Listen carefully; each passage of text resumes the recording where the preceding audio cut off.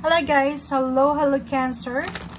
Welcome dito sa aking channel, Kapalaran 888. Alamin natin kung anong messages, vibration, gabay energy para sa lahat ng Cancer. I hope na makuha mo yung energy.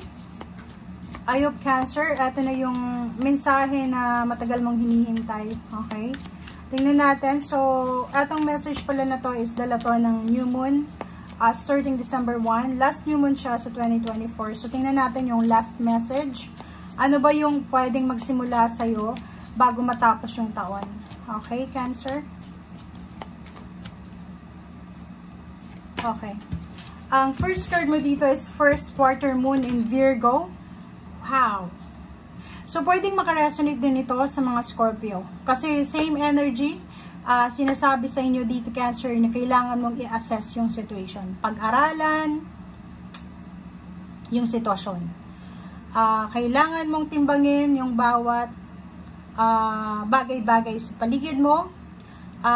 Pag-aralan, ano ba yun? I-analyze natin yung mga nangyayari sa paligid natin. Okay? Okay. Cancer. Ano pa ba? Next card is number 5, people, the loving man. If you're a single Cancer, ang pwedeng magsimula sa'yo this new moon is relationship.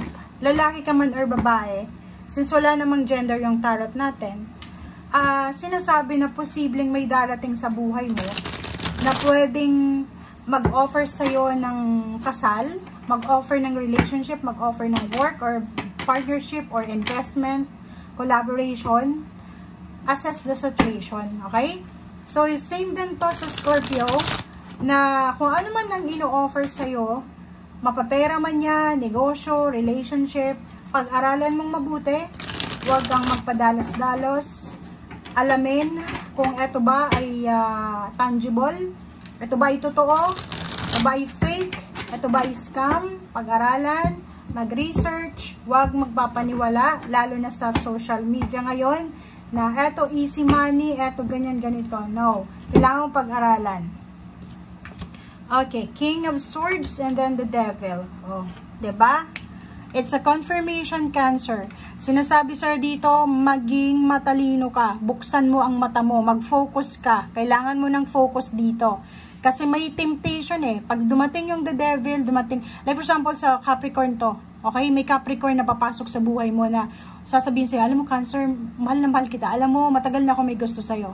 Diba? So pag-aralan mo yung taong ito, mag-research ka, sinungaling ba yan?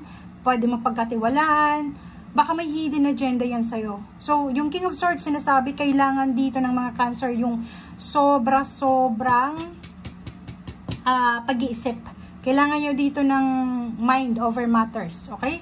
Kailangan nyo dito ng matalas na isip, huwag masyadong emosyonal. Okay? Focus ang kailangan. Focus ka, eyes to the ball, eyes to the subject. Kasi pwede kang ma-scam, pwede kang magsisi sa bandang huli. Okay? Tingnan mo. Kasi yung 7 of Cups na yan, hindi lahat ng ino-offer ay totoo. Minsan scam, minsan panlilin lang, minsan ano lang yan eh, patibong. Okay? So like, yun, di ba? Lump sum of money, naku, mag-iingat ka. Tingnan mo. Huwag ka nang magpadalos-dalos pa dyan sa kung ano man yan. Ino-offeran ka ng, like, pautangin kita Cancer, walang interest. Mag-iingat ka. Atong lump sum of money na to, na 10 of Pentacles, is para siyang, ano to, inheritance, parang ganon. Or pwedeng payouts, payments, paycheck, bonus, 13-month pay. Saan ba galing to? Kasi, itong 10 of Pentacles is para siyang, ano eh, unbelievable, unrealistic, na pwedeng manalo sa loto, pwede, possible pa. Pero, may mag-o-offer sa'yo ng ganitong amount, ng walang other condition, imposible yan. Patibong, pwedeng patibong yon. So, yun. 2 of Swords, tama to, pag-isipang mabuti ang bawat decision making kung ayaw mong masaktan. Diba? Kung ayaw mong masaktan, maging matalino ka sa bawat decision mo simula December 1. Good news, incoming in few months, in few years, in few weeks. It's either 4 weeks from now, 4 months from now. Nakikita ko yung mga Cancer na pwedeng lilipat sila sa ibang bahay. May ikakasal, magse-celebrate ng wedding anniversary, merong posibleng house blessing, baby shower, wedding anniversaries, or pwedeng wedding bells, parang ganon. So, isang magical na pangyayari ang posibleng mangyari sa iyo, Cancer, in the next few months or next few weeks. Okay. So, Ace of Swords, yun.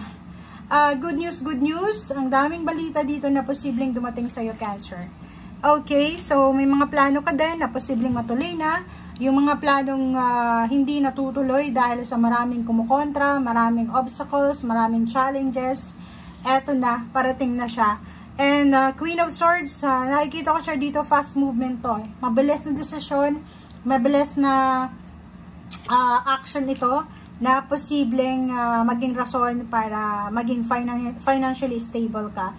So, pwedeng nakikita ko siya dito na may plano ka na, isa sa pwedeng plano mo is magtrabaho sa ibang bansa, na posibleng hindi mo masyadong nabigyan ng focus for a few months, and now, sinasabi sir dito ng barahan na posibleng eto na yung nasa focus mo ngayon, and kung ano man to na iniisip mo, ay posibleng magdala to sa'yo ng financial wish mo. So, pwedeng siya yung maging dahilan para maging financially stable ka. Yung Ten of Swords and Strength, nakikita ko sir dito na no more procrastination, no more negativity. Nakikita ko na puro lang ligaya, puro lang saya ang posibleng nakafocus ka. Okay? So, tingnan mo to, may reconciliation, merong renewal of relationship, strength. Like for example, kung may physical body problem ka, physical health, posibleng ma-reclaim mo yung energy mo dito, good health, diba? Kung fortune naman, good fortune, pwedeng maraming nawala sa'yo, na nakawan ka, na scam ka, pwedeng ibalik sa'yo to ng universe, siguro starting December 1 onwards, okay? And Three of Pentacles, nakikita ko sure dito, isang business ideas, or maraming business ideas ang posibleng magdala sa'yo, and the rest ng family mo ng emotional support or emotional blessing. So, pwedeng, kung may negosyo ka sa ngayon, medyo matumal yung revenue, yung benta, ituloy mo lang kasi sinasabi sir dito na etong business na ginagawa mo or business ideas na to, pwedeng siya yung makatulong para maging stable yung emotional and financial health ng family. Okay? Two of Rods, ang Two of Rods na to is choices. Nakikita ko sir dito, ang dami-dami mong pinagpipilian, 'di ba? So parang ang sinasabi diyan sa iyo ng baraha, maraming gustong gawin na pwedeng pagkakitaan na financial yung mga Cancer. Una dito yung like business nga, 'di ba? Pakikipag-collaborate, pakikipag-partner. Pangalawa is pag-abroad. Pangatlo is yung siguro mag-aaral ulit, 'di ba? Parang ganoon, mag-aaral ulit. Or yung iba sa inyo is pwedeng nagpaplano na umutang ng pera sa bangko or kanino man para makapagsimula kayo ng kung ano man na gusto nyo simula. Nandito yung the stars, sinasabi na your dream is near to completion, 'di ba? Yung pangarap natin dito, yung goals natin is malapit mo nang ma-complete.